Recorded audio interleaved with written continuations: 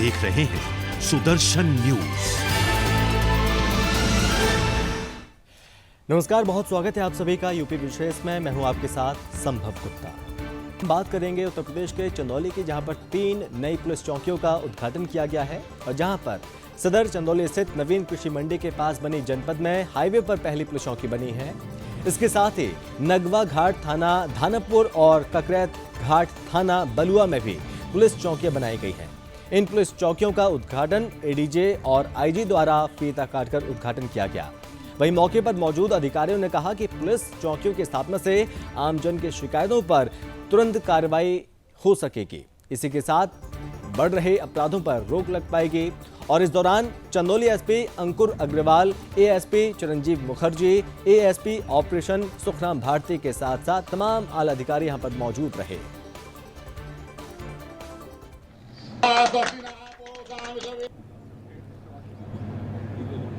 जनपद चंदौली में 3 पुलिस चौकियां नई यहां पर स्थापित हैं, जिनका न सिर्फ भवन बना है बल्कि यहां के स्टाफ के लिए बहुत अच्छा रुकने का और एक अच्छे स्थान पर बनी है। सबसे पहली चौकी जो हाईवे चौकी है वो बनी है और दूसरा चौकी ककरैत घाट चौकी जो बिहार बॉर्डर कमनाशा रिवर पर बनी है। तीसरा नगवा घाट चौचकपुर पर बनी है और ये बहुत ही स्ट्रेटेजिकली लोकेटेड है जनपद की में आवागमन की सुरक्षा के लिए। और जो भी घेराबंदी हम लोग करते हैं, यदि कहीं घटना हो जाती है तो उसकी चेकिंग के लिए ये चौकियां बहुत महत्वपूर्ण हैं। और यहाँ पर अच्छे स्टाफ को छांट करके लगाया जाएगा और जितना भी मूवमेंट है उसको भी देखा जाएगा और बाद में और भी क्या वहाँ पर विकसित किया जा सकता है इसको भी हम लोग कोशिश करेंगे। इससे आमजन को कितना लाभ होगा सर? आमजन को इसमें बहुत लाभ होगा। देखिए, बेसिकली जहाँ पर भी छोटी मोटी लूट होती हैं या वो एरिया ऐसा इनएक्सेसिबल एरिया है एक्चुअली, वहाँ पर पुलिस की प्रेजेंस नहीं रहती है, तो न सिर्फ चेकिंग वहाँ पर हो सकती है आने जाने वालों की। यूपी के सीतापुर में जनपद के मेजर ध्यानचंद स्टेडियम में एकत्रित होकर राष्ट्रीय स्वयंसेवक संघ के कार्यकर्ताओं के द्वारा पथ संचलन निकाला गया और इस दौरान कई स्वयंसेवकों ने पथ संचलन में इसमें भाग लिया और नगर के मुख्य मार्गों पर पथ संचलन निकाला गया। आपको बता दें कि इस आयोजन में राष्ट्रीय स्वयंसेवक संघ के प्रांत संयोजक विष्णु दत्त ने आयोजन के संबंध में जानकारी दी और बताया कि सामाजिक समरसता और एकता बनी रहे और इसलिए पथ संचलन निकाला गया। इस मौके पर जैन मुनि महावीर जी की जयंती और डॉक्टर भीमराव अंबेडकर जी की जयंती पर आरएसएस के प्रमुख पदाधिकारी उपस्थित रहे।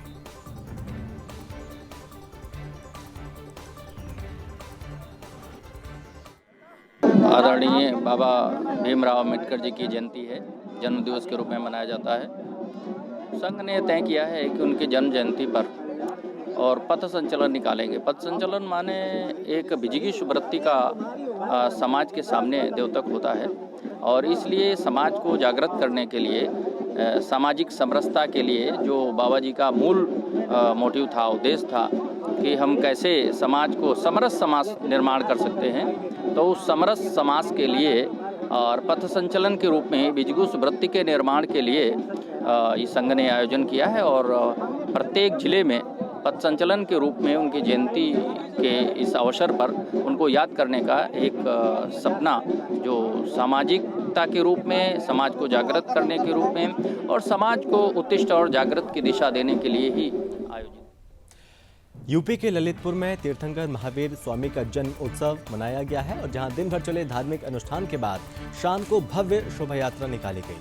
आपको बता दें कि अहिंसा परमो धर्म का संदेश देने वाले तीर्थंकर महावीर स्वामी के जन्मोत्सव पर नगर के मंदिरों में पूजा अभिषेक किया गया, तो वहीं भव्य शोभा यात्रा में भक्तों की श्रद्धा का सैलाब यहां पर एक साथ नजर आया। अट्टा मंदिर से भव्य शोभा यात्रा को शुरू करते हुए शहर के मुख्य मार्गों से निकाला गया और जगह जगह पर नगर की स्वयंसेवी संस्थाओं ने पंडाल लगाकर भव्य शोभा यात्रा का स्वागत किया।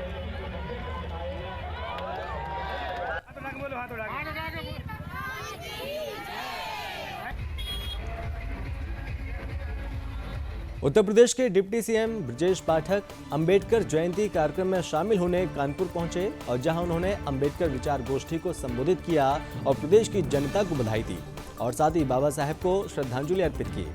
उन्होंने कहा कि बाबा साहेब की सोच, विचार और कार्य को प्रधानमंत्री नरेंद्र मोदी और सीएम योगी आदित्यनाथ आगे बढ़ा रहे हैं और इसके साथ ही साथ सरकारी योजनाओं के बारे में जानकारी दी। आगे क्या कुछ कहा, आप वो सुनिए।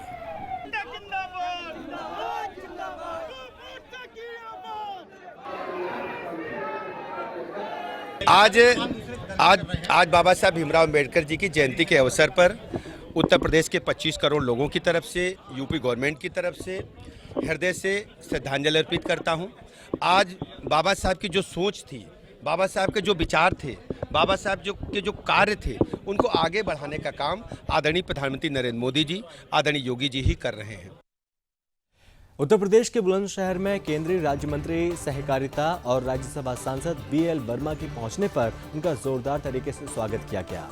अंबेडकर जयंती पर आयोजित सामाजिक समरसता विचार गोष्ठी में मुख्य अतिथि के तौर पर सांसद BL वर्मा यहां पर मौजूद रहे और इस मौके पर उन्होंने भीमराव अंबेडकर की प्रतिमा पर दीप प्रज्वलित किया और माल्यार्पण किया। साथ ही साथ विचार गोष्ठी को संबोधित करते हुए सभी को अंबेडकर जयंती की बधाई दी और वहीं मौजूद सभी से अंबेडकर साहब का जीवन से प्रेरणा लेने की बात भी कही। आगे उन्होंने क्या कुछ कहा, आप वो सुनिए। आप आश्चर्य करेंगे कि पहली मीटिंग में जो 25 सितंबर को हमने की थी पंडित दीनदयाल उपाध्याय जी की जयंती पर, तो 10 करोड़ से ज़्यादा लोग पहली मीटिंग में उसमें जुड़े थे। आज सहकारिता के लिए और सहकारिता को आगे बढ़ाने के लिए देश और देश के लोग पूछते से आगे आ रहे हैं और हर गांव जब तक समृद्ध नहीं हो सकता तब तक हम देश की सहकार से समृद्धि नहीं मान सकते। इसलिए हमारे चाहे दलित हो, चाहे पिछड़े हो, चाहे उजड़े हो, चाहे किसान हो, बेरोजगार हो, सबके लिए काम करेंगे, वो सहकारिता के माध्यम से काम करेंगे। अभी हमारी NCDFI national cooperative dairy federation of India, उसका भी कार्यक्रम में भी अहमदाबाद में हमने किया है। अभी तक हम 5.5 करोड़ लीटर दूध का कलेक्शन करते हैं। इसको बढ़ा करके हमको इसको भी दुगना करना है। तो सहकारिता के क्षेत्र में अपार संभावनाएं हैं और हम राज्यों के साथ मिलकर के आगे बढ़ा रहे हैं, कर रहे हैं।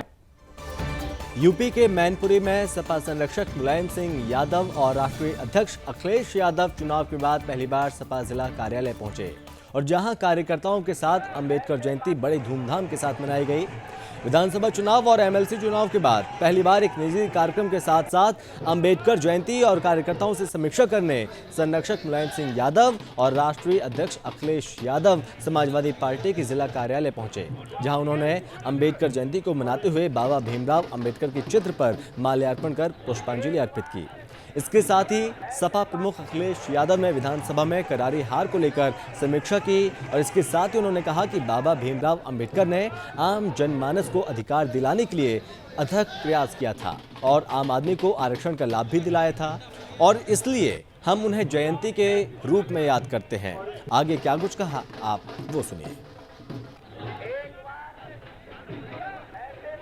बाबा साहब भीमराव अंबेडकर जयंती है।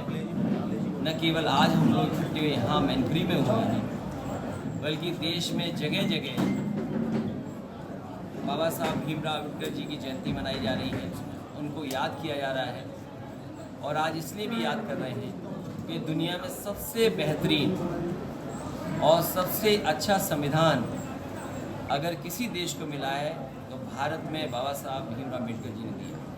जहाँ भारत रत्न और देश में उन्होंने जिस तरीके से समाज को समझा, जहाँ वो अर्थशास्त्री थे, वहीं समाज की जो बुराइयां हैं उनको भी वो समझते थे। दुनिया में कहीं जाति को लेकर के इतना भेदभाव नहीं होगा। आदमी आदमी से नफरत करता हो जात के आधार पर, ऐसा कहीं दुनिया में नहीं देखा होगा। जो भाईचारा होना चाहिए, जो एक दूसरे के प्रति लगाव होना चाहिए, जो एक जाति दूसरे जाति का सम्मान करे। यूपी के ललितपुर में फर्जी जिग्नेंटिंग वेबसाइट के माध्यम से 1 करोड़ 25 लाख रुपए की ठगी करने वाला अपराधी गिरफ्तार कर लिया गया है। इस मामले की जानकारी अपर पुलिस अधीक्षक ने प्रेस कॉन्फ्रेंस करके दी है और साथ ही बताया कि अपराधियों के विरुद्ध चलाए जा रहे अभियान के तहत थाना कोतवाली ललितपुर में पुलिस ने बड़ी कार्रवाई को अंजाम दिया और साथ ही एक आरोपी को आगरा से गिरफ्तार किया। पुलिस अधिकारी ने घटना का खुलासा किया और बताया कि फर्जी तरीके से जिगेंटिक वेबसाइट के माध्यम से chit fund business crypto currency के नाम पर बिजनेस प्लान बनाया जा रहा था और जिसके चलते साइबर ठगी में कार्रवाई की गई है। फिलहाल पुलिस अन्य आरोपियों की तलाश में जुटी है।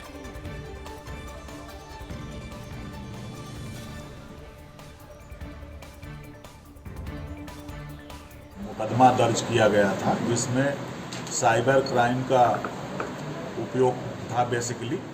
इसमें 2021 में जो ये विवेचना थी, ये साइबर क्राइम की जो विवेचना है क्राइम ब्रांच द्वारा की जा रही थी। इसमें इन्होंने जो है फर्जी वेबसाइट बना के आईडी वगैरह बना के और जो इन्होंने धोखाधड़ी की कार्रवाई की, उसमें इनकी तलाश बड़े लंबे समय से थी। आगरा के रहने वाले हैं नरेंद्र सिंह। यूपी के हापुड़ में देहा थाना मुठभेड़ में गौकशी का आरोपी वसीम अली पकड़ा गया और जहां ततारपुर के पास कार सवार बदमाश और पुलिस में मुठभेड़ हो गई है, जिसमें गोली लगने से कार सवार बदमाश घायल हो गया है। तो वहीं पुलिस ने उसे अस्पताल में भर्ती कराया। पकड़े गए आरोपी बदमाश के ऊपर 10,000 के नाम घोषित था। आपको बता दें कि देर रात कोतवाली प्रभारी विनोद पांडे पुलिस टीम के साथ गश्त कर रहे थे और तभी उन्हें सूचना मिली कि एक कार सवार बदमाश किसी घटना को अंजाम देने की फिराक से घूम रहा है और जिस पर पुलिस ने एक्शन लिया और बाईपास पर चेकिंग शुरू कर दी और इसी घेरेबंदी के दौरान आरोपी को मौके से गिरफ्तार कर लिया गया। फिलहाल पुलिस आगे की कार्रवाई में जुटी है।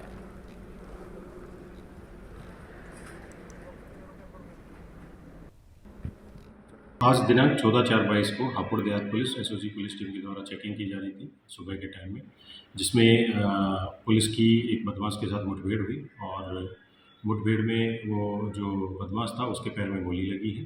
जो बदमाश की पहचान हुई है, इसका नाम वसीम उर्फ दखनी है, जो कि 10,000 का इनामिया भी है और पिलखवा थाना क्षेत्र से ये गोकशी के मुकदमे में और एक पुलिस मुठभेड़ के मुकदमे में वांछित चल रहा था। इसकी गिरफ्तारी करके आवश्यक विधिक कार्रवाई की जा रही है। और इसी के साथ यूपी विशेष में बस इतना ही। आप बने रहिए सुदर्शन न्यूज के साथ। जय हिंद।